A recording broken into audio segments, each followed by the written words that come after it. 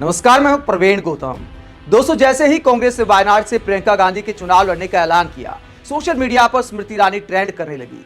स्मृति ईरानी चर्चा में आ गई क्योंकि वायनाड में जाकर स्मृति ईरानी ने इस चुनाव में दावा किया था कि अमेठी से तो राहुल गांधी को भगा दिया, अब वायनाड से भी हराने आ गई हूं। वायनाड से भी राहुल गांधी हारेंगे, ऐसा दावा किया था स्मृति ईरानी ने वायनाड में चुनाव प्रचार करते हुए। इसीलिए पब्लिक अब कहती है कि स्मृति जी, आपके पास मौका है राहुल गांधी प्रियंका गांधी दोनों से बदला लेने का, क्योंकि अमेठी से अगर स्मृति ईरानी की हार हुई तो उसमें सबसे बड़ा योगदान प्रियंका गांधी का है। प्रियंका गांधी ने लगातार अमेठी में चुनाव प्रचार किया था। प्रियंका गांधी ने बाकायदा कसम खाई थी, वचन लिया था कि अमेठी से स्मृति ईरानी को हराकर ही दम लूंगी। इस चुनाव को जीत के जाऊंगी, मैं यहां से, मैं आपके बीच आऊंगी, आपके साथ लड़ूंगी और अमेठी के इस पवित्र धरती में सही राजनीति, सत्य की राजनीति वापस लाने के लिए लड़ूंगी और कोई हमें हरा नहीं पाएगा। ये मैं आपसे कह रही हूं, ये वचन मैं आपको देके जा रही हूं। प्रियंका गांधी ने तो अपनी कसम पूरी कर ली। अब पब्लिक कहती है कि स्मृति ईरानी के पास मौका है प्रियंका गांधी से बदला लेने का। अमेठी का बदला वो वायनाड में ले सकती हैं। क्या कहती है पब्लिक स्मृति ईरानी को ट्रोल करते हुए, जरा देखा जाए। पब्लिक कहती है कि स्मृति ईरानी ने प्रियंका गांधी की मां का भरी लोकसभा में अपमान किया था, उस अपमान का बदला प्रियंका गांधी ने स्मृति ईरानी को अमेठी से बेदखल करके लिया। बेदखल केवल अमेठी से नहीं किया बल्कि मंत्रिमंडल से भी किया। अब स्मृति ईरानी अपना बदला प्रियंका गांधी से उनके खिलाफ वायनाड से चुनाव लड़कर ले सकती हैं। वो वायनाड से प्रियंका गांधी के सामने लड़े और उन्हें करारी शिकस्त दें। क्या है स्मृति ईरानी में वायनाड से उपचुनाव लड़ने की हिम्मत? ये लोग सवाल उठा रहे हैं। गुरप्रीत गैरीवालिया लिखते हैं, स्मृति ईरानी जी, अगर हिम्मत है तो वायनाड से प्रियंका गांधी के खिलाफ चुनाव लड़ो। जो ये मैच देखना चाहते हैं रिट्वीट करें, मतलब पब्लिक मजे ले रही है। ब्रिजभूषण मौर्य लिखते हैं, स्मृति ईरानी स्टार प्रचारक बनकर वायनाड में राहुल गांधी के खिलाफ प्रचार करने पहुंच गई थी। अब वायनाड सीट पर उपचुनाव होना तय हुआ है। स्मृति ईरानी जी, अगर हिम्मत है तो वायनाड से प्रियंका गांधी के खिलाफ चुनाव लड़िए। तो ये पब्लिक मजे ले रही स्मृति ईरानी के कि वायनाड में भी आपने राहुल गांधी की हार का दावा किया था, अब आप अमेठी से हार गई हैं तो आप उपचुनाव लड़ सकती हैं वायनाड से। आपके पास मौका है प्रियंका गांधी राहुल गांधी से बदला लेने का। सोशल मीडिया पर जब स्मृति ईरानी टॉप ट्रेंड में आ गई तो उसके बाद स्मृति ईरानी के समर्थक क्या कहते हैं, प्रियंका गांधी या राहुल गांधी में हिम्मत है तो अमेठी या रायबरेली से दोबारा चुनाव करा लें, दूध का दूध और पानी का पानी हो जाएगा। क्योंकि पहले इन कांग्रेसियों ने आरक्षण और संविधान खतरे की अफवाह फैलाकर चुनाव लड़ा। ये स्मृति ईरानी को टैग करते हुए एक उनके समर्थक लिखते हैं, रघवेश नारायण त्रिपाठी, तो ये कहते हैं कि रायबरेली और अमेठी में दोबारा चुनाव कराओ, तब पता चलेगा भैया। अभी चुनाव हुआ है, 1.5 लाख से ज्यादा वोट से स्मृति ईरानी हारी हैं। राहुल गांधी का तो लाखों में जीत का मार्जिन है। उसके बाद इस तरह की बातें करना शोभा नहीं देता। और आप विपक्षी नेताओं पर आरोप लगा रहे कि इस तरह की अफवाहें फैलाई।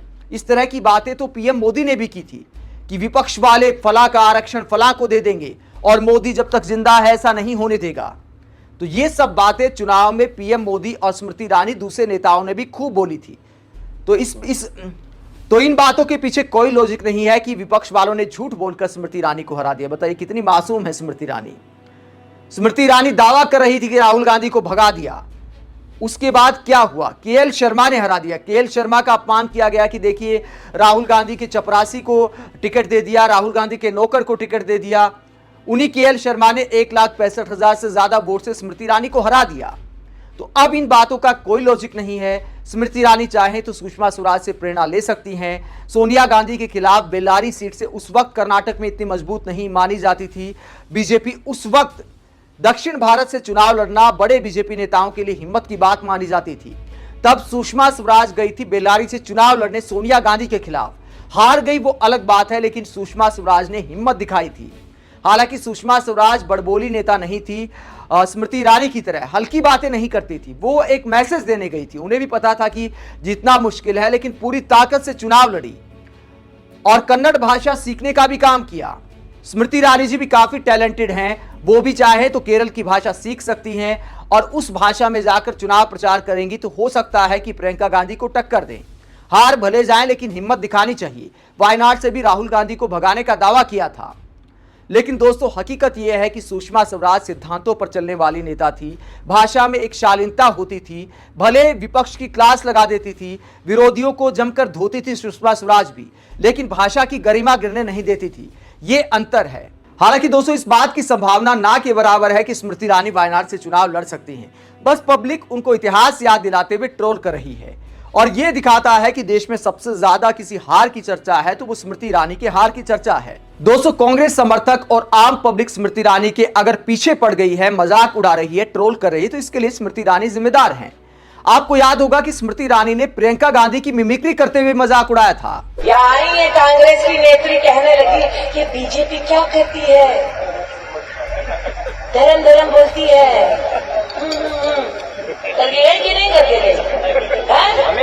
ना हंसो अनिल, हमको भी पता है, तुम भी फेसबुकिया नहीं हो, हम भी देखा। सही है, आई ऐसे होगा। कुछ नहीं किया मोदी ने। हम इतनी कीचड़ में जाते थे, अब क्यों जाते थे भैया? रोड बना लिया वो तो 262 गांव में पक्की सड़क हम बनाए कि नहीं बनाए? ऐसे ऐसे ऐसे करके गई है दीदी। अब ये बतलाओ करने वाली दीदी, अगर काम करे मोदी तो वोट किसको मिलेगा? काम करे मोदी तो वोट किसको मिलेगा? करते हुए कहने लगी धर्म का इस्तेमाल करता रहा। हम कहेगा धर्म का इस्तेमाल करते भैया? हमको बतलाओ, राम मंदिर बनाया मोदी ने, पाप किया? क्या पुण्य किया बताओ? राम मंदिर मोदी ने बनवाया, प्राण प्रतिष्ठा समारोह में गए, राम के सेवक बने, मोदी ने ठीक किया? ठीक किया ना? कांग्रेस पार्टी ने क्या कहा? कांग्रेस पार्टी ने कहा कि अगर कांग्रेस को एक भी वोट मिल गया तो वो मंदिर के निर्माण का निर्णय बदल देंगे, पलट देंगे। दोस्तों स्मृति ईरानी के ऐसे मिमिक्री करने, सोनिया गांधी का अपमान करने, राहुल गांधी को भगोड़ा बताने और वायनाड में भी हराने के दावों को लेकर पब्लिक उनसे नाराज है। इसीलिए अब पब्लिक उन्हें ट्रोल कर रही है, जबकि उनके चुनाव लड़ने की संभावना ना के बराबर है। लेकिन इन हालात के लिए स्मृति ईरानी खुद जिम्मेदार हैं। उन्हें एक गंभीर नेता की तरह जीत को भी साधारण लेना चाहिए था। 2019 में जो राहुल गांधी को उन्होंने हराया, वो बात उनके सिर पर चढ़ गई। लगातार 5 साल से राहुल गांधी को ट्रोल करती रही और शायद इसीलिए इस घमंड को देखते हुए अमेठी की पब्लिक ने सबक सिखा दिया। अब उनके समर्थक पब्लिक को ही ट्रोल कर रहे हैं। वो कहते हैं कि देखिए अमेठी में स्मृति ईरानी इतना काम किया, काम लोगों को पसंद नहीं आता है, इसीलिए पब्लिक ने स्मृति ईरानी को हरा दिया। अब इस तरह के बयानों का कोई मतलब नहीं है और कहावत है कि घमंड का सिर हमेशा नीचा होता है। दूसरों को स्मृति ईरानी ट्रोल कर रही थी, इसीलिए अब हार का मातम भी पब्लिक मनाने नहीं दे रही। रोजाना नमक छिड़कने आ जाती है और आए दिन सोशल मीडिया पर स्मृति ईरानी ट्रेंड हो जाता है। आप स्मृति ईरानी की इस तरह की ट्रोलिंग को लेकर क्या सोचते हैं और क्या वाकई वायनाड से उन्हें चुनाव लड़ना चाहिए? कमेंट बॉक्स पर अपनी राय जरूर दें। अगर आप हमारी पत्रकारिता को पसंद करते हैं तो थैंक्स के ऑप्शन का इस्तेमाल करें, वीडियो को लाइक करें, चैनल को सब्सक्राइब करें। नमस्कार।